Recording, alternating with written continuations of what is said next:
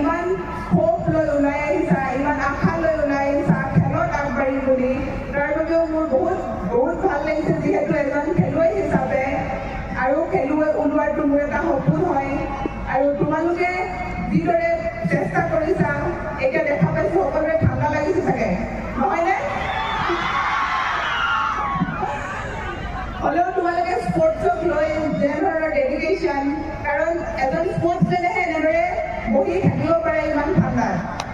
বেলেগ এজন ব্যক্তিৰ কাৰণে চাগে সেইটো সম্ভৱ নহয়। স্পৰ্টছমেনৰ এনেকুৱা ডেডিকেশ্যন থাকে, ইমান ষ্ট্ৰং থাকে যে ইমান ঠাণ্ডাত হওক, গৰমত হওক, যেনেকুৱা পৰিস্থিতিত হওক তেওঁলোকে থিয় হৈ থাকিব পাৰে আৰু যেনেকুৱা পৰিস্থিতি আহক লাইফত তেওঁলোকে আগবাঢ়ি যাব পাৰে। তো তোমালোকক মোৰ ফালৰ পৰা বহুত বহুত শুভেচ্ছা। আৰু যিহেতু এইটো স্পৰ্টছ কাৰ্নিভেল মিচিং জনগোষ্ঠীৰ, তেওঁলোকে যেনেদৰে সকলো প্লেয়াৰক উলিয়াই আনিব চেষ্টা কৰিছে, ইউথত মই সকলোকে কৈছোঁ যে ইউথত আমি এনেকুৱা, মই তোমালোকৰ নিচিনাকৈ ওলাই গৈছোঁ। ইউথ সময়ত আমাৰ মনত বহুতখিনি চিন্তাধাৰা থাকে, আমাৰ লাইফক লৈ, আমাৰ ফিউচাৰক লৈ, কি কৰিম, বা তোমালোকেও ভাবা চাগে স্পৰ্টছত আগবাঢ়িব পাৰিম নোৱাৰিম, কি হ'ব কি নহ'ব।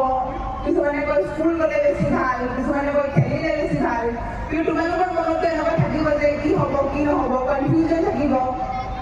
মই সকলোকে কৈছোঁ যে স্পৰ্টছটোত আমি যদি আহোঁ, আমাৰ প্ৰতিটো ক্ষেত্ৰতে আমি ভাল কৰিব পাৰিম, আমি ফিজিকেলি, আমি মেণ্টেলি ফিট থাকিব পাৰিম আৰু লিডাৰশ্বিপ কোৱালিটি আহিব আমাৰ মাজত। প্ৰতিজন খেলুৱৈ মই ভাবোঁ যেতিয়া খেলত আহে তেওঁলোকৰ কনফিডেন্ট লেভেল বাঢ়ে আৰু কনফিডেন্ট লেভেল বঢ়াৰ পিছত তেওঁ নিজৰ পৰিয়ালটোক আগবঢ়াই নিব পাৰে। কাৰণ তোমালোক সৰু সৰু, কিন্তু তোমালোকে ভাবাচোন, তোমালোকে এজন যদি ভাল খেলুৱৈ হয়, নিজৰ পৰিয়ালটোক তোমালোকে চাব লাগিব ভৱিষ্যতে। ত' তোমালোকে হাৰ্ড ৱৰ্ক কৰিব লাগিব। কিছুমানে পঢ়াত পাৰে, যিসকল খেলত পাৰে তেওঁলোকে খেলত আগবাঢ়িব লাগে, যিসকলে পঢ়াত পাৰে তেওঁলোকে পঢ়াত আগবাঢ়িব লাগে। ত' তোমালোকে মই ভাবোঁ নিশ্চয় খেলত আগ্ৰহী হয়, তেওঁলোকে খেলত আগবাঢ়া। আৰু মোৰ নিজৰ সপোন আছে যে মই তোমালোকৰ জেগাটো, মোৰ যিহেতু মই একাডেমীৰ কথা চিন্তা কৰিছোঁ, যিহেতু সৰুকৈ যদি মই চেণ্টাৰ খুলিব পাৰোঁ, সকলোকে যদি খেলিবৰ কাৰণে চান্স পায়, তো মোৰ এইটো সপোন পূৰা হ'ব। আৰু মই সকলোকে অনুগ্ৰহ কৰিছোঁ যাতে মোক এই সপোনত সকলোৱে সহায় কৰে আৰু তোমালোকে ষ্টুডেণ্টসকলেও ওলাই অহা যাতে মোৰ এই সপোনটো পূৰা কৰিবৰ কাৰণে তোমালোকৰ সপোন পূৰা কৰিবৰ কাৰণে। আৰু যিহেতু মই মোৰ কথা কওঁ যে যেতিয়া মই ষ্টাৰ্ট কৰিছিলোঁ, মই একেবাৰে গাঁৱৰ পৰা, মই বাৰমুখীয়া গাঁৱৰ পৰা আৰম্ভ কৰিছিলোঁ। যেতিয়া মই ষ্টাৰ্ট কৰিছিলোঁ মোৰ সন্মুখত একো নাছিলে। মোৰ এটা সপোন আছিলে যে মই অলিম্পিকত গৈ খেলিম আৰু অলিম্পিকৰ পৰা মেডেল কঢ়িয়াই আনিম। মই প্ৰথম যেতিয়া খেলিবৰ কাৰণে গৈছিলোঁ তেতিয়া মই ঘৰৰ পৰা বাহিৰত, মানে মই অকল ঘৰতো থাকি পাইছিলোঁ, গুৱাহাটীলৈ গৈ পোৱা নাছিলোঁ। কিন্তু প্ৰথম দিনা যেতিয়া মই গুৱাহাটী গৈছিলোঁ, একেবাৰে ডাঙৰ ডাঙৰ বিল্ডিং দেখি একেবাৰে ভয় খাইছিলোঁ যে কি কৰিব পাৰিম কি কৰিব নোৱাৰিম, মই একো গম পোৱা নাছিলোঁ। কিন্তু মোৰ এটা সপোন আছিলে যে মই অলিম্পিকত যাম আৰু খেলিম। মই নাজানিছিলোঁ কেনেকৈ খেলিব লাগে, প্ৰেক্টিচ পাম নাপাম, কোনোবাই মোক শিকাবলৈ থাকিব নাথাকিব, কিন্তু মই সদায় হাৰ্ড ৱৰ্ক কৰিছিলোঁ। মই তোমালোককো ৰিকুৱেষ্ট কৰিম যাতে তোমালোকৰ যদি সপোন আছে এজন ভাল খেলুৱৈ হ'বলৈ, কাৰণ প্ৰতিজন ব্যক্তিয়ে অলিম্পিক নাপাবও পাৰে, কিন্তু এজন ভাল খেলুৱৈ হৈ এটা ভাল পজিশ্যনত নিশ্চয় পাব পাৰিব, মোৰ এইটো বিশ্বাস।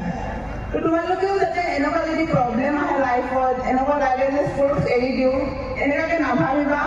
যদি স্পৰ্টছত অহাৰ পিছত তোমালোকে লাহে লাহে দেখিবলৈ পাবা তোমালোকৰ লাইফত মেজিক হ'ব, একেবাৰে যাদু হ'ব। চাবাচোন, এটা কম্পিটিশ্যন যেতিয়া খেলি যাবা, এটা কম্পিটিশ্যনত যেতিয়া আগবাঢ়িবা, এটা বেলেগ ফিলিং হ'ব, হাৰ জিত থাকিব আৰু হাৰ জিতটো ফেচ কৰিব পৰাজনেই আচল খেলুৱৈ, নহয় জানো?